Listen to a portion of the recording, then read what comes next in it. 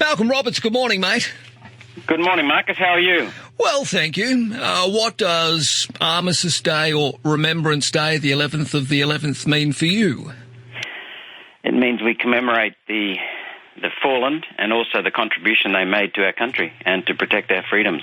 Absolutely. It also brings back an awareness and a responsibility that we have to preserve what they gave us, what they fought for us.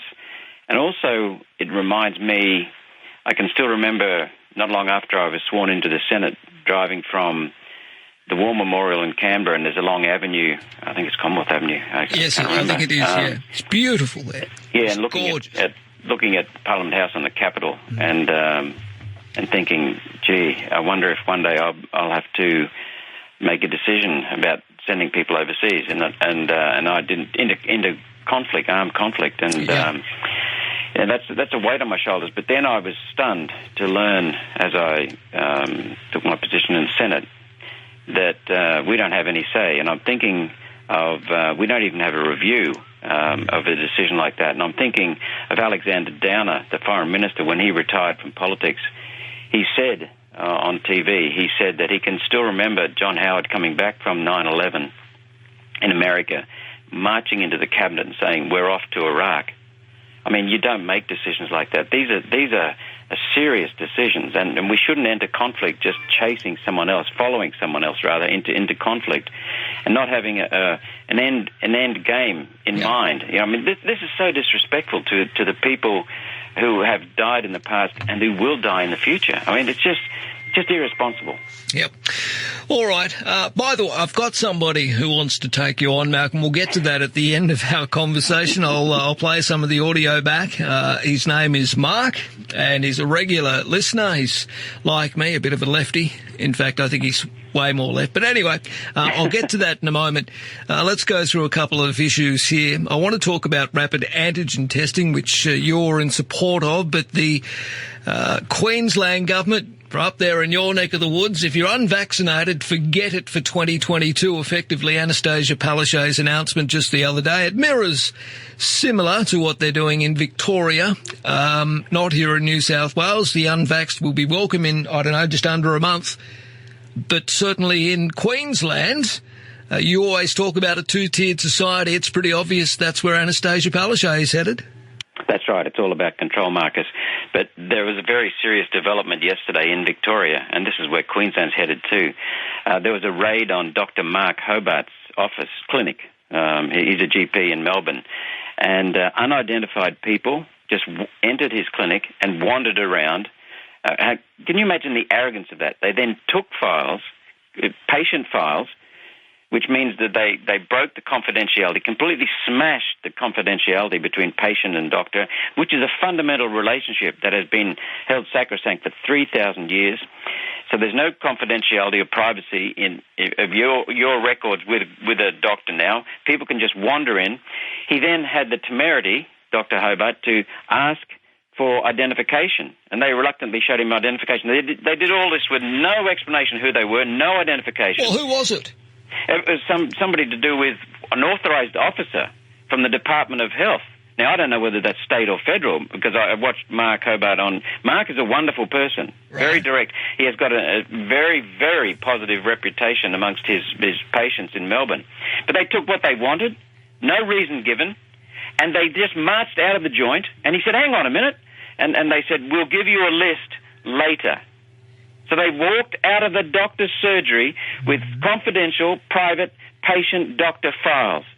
And they took whatever they wanted, and they said, we'll give you a list later of what we've taken. How did they know? How did the doctor know that they've recorded things properly? How does he know they won't deliberately leave things out? They also stole his appointment book. Just took it. But why would they be targeting this man, this doctor? I don't know, but he's been outspoken with his views on how we need to treat this COVID. So right, okay. So now we're getting somewhere. So has he been on social media or in the media talking about what?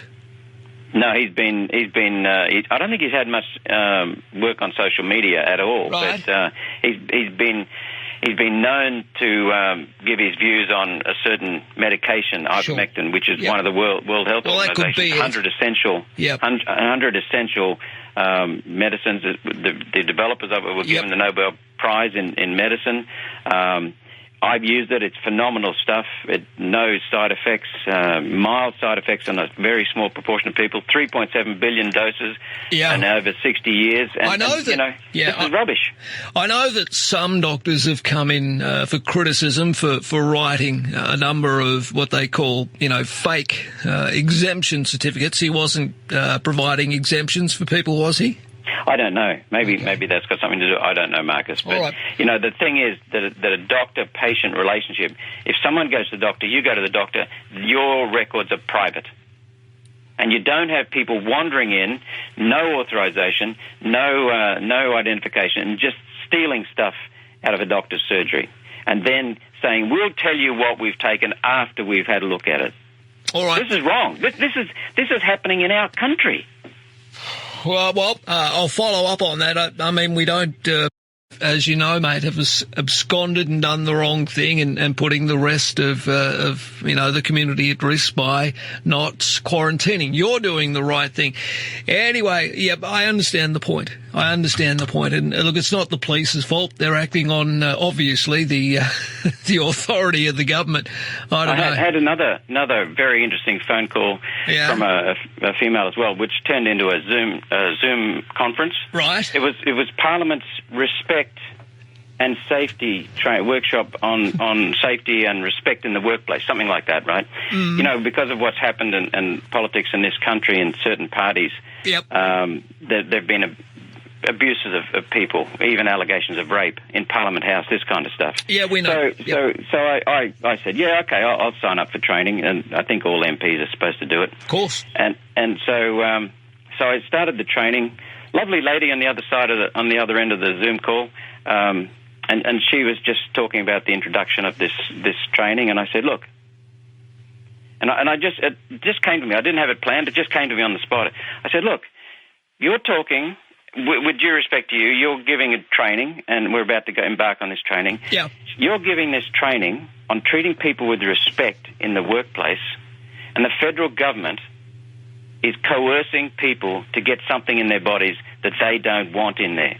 Marcus, I heard of a survey from a nurse the other day that said 40% of nurses have been injected reluctantly under coercion, under threat of losing their job. These people are not happy about that. They're very upset that this is happening in this country. And I said to this lady, here we are, the federal government giving this training, which I think is good, but at the same time, they're injecting people against their will. That is a violation of bodily of the body. It's just a complete violation. But it's the health orders, Malcolm. It's exactly what this is rubbish, Marcus. Right. You can't do that kind of stuff. Okay, let's before we run out of time, you say although you have serious concerns about Australia's Doherty Institute that's been advising governments on the virus, you note that it has recommended rapid antigen testing instead of quarantine for school kids. You say that this test to stay at school approach to managing outbreaks is good and that it can improve the quality of life and learning for our children, and you would also like it to be part of our back-to-work protocol across the country. Yes. No, I'm still open on the rapid antigen testing. I don't know whether it's good or bad. I'm not a medical expert. Yeah. But it looks like an alternative that will enable people to not get an injection if they don't want it, because there are serious consequences of this injection. It's already appearing right across the world. And so it's another alternative to give governments a way of saying, okay, we understand that this is serious, so we can test people. Taiwan has had by far the most spectacular success in managing this virus because it's actually managed the virus rather than the virus controlling us, which is what's happening here. And they do testing at the workplace. And it's a simple test. We did it in Parliament House last time I was down there. When you walk into your job, you get tested temperature. Just hold up one of those infrared or whatever it is guns to your forehead, and someone else does it, and they say, okay, your temperature is either cool or it's normal, away you go. If you're warm, over here, and you get COVID tested. That's what's happening in Taiwan. Taiwan has a similar population to us, 24 million. We've got 25. They're crammed in a tiny island that's half the size of Tasmania, so they've got much higher transmission opportunities for the virus to spread. They got the virus into their country from mainland China. They have huge interaction with people crossing over those two countries. They got the virus earlier than we did. They get it more heavily in terms of the risk there. Sure. And yet, in the first 12 months, when we had over 900 deaths, and 900 deaths, and we had lockdowns, severe lockdowns, Taiwan had no lockdowns and had 7 deaths. Not 700, 7. 7, all right. And you know, this is what's going on in this country. We're just absurd. It's complete. I was on a show last night on Facebook, and live stream from someone in Canberra managing, a lovely bloke. They had 3 cops on there. I have never been so impressed with these 3 people. These 3 people have all either left or are protesting the police force in their state, Victoria, New South Wales, Queensland. These men were stunning individuals, strong, well-spoken, quite clear in what they were doing, and these people are protesting against what's going on in the police forces. We're turning into a police state, Marcus.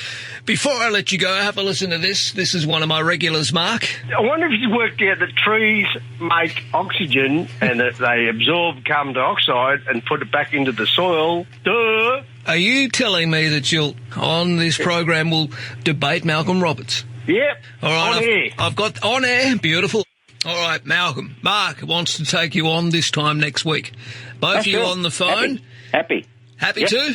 Yeah, I'd love to. But Marcus, tell Mark that there is one decider of science. It's well known, and this is what the beauty of science is. It's brought this to the world. It's developed freedom. The scientific method has developed freedom. Quickly. He needs to be able to tell me where the specific location, the page number, the document title, the author's names, where the evidence is that carbon dioxide from human activity affects climate and needs to be cut. Well, I don't think it's just climate change he wants to talk about. There'll be other issues, but let's do it. Let's lock it in next Thursday. I've got to go, mate, because the news is approaching. We'll talk to you again next week for the great debate. Malcolm Roberts v. Mark. Don't miss it. 2SM Traffic. Southern Cross Drive inside the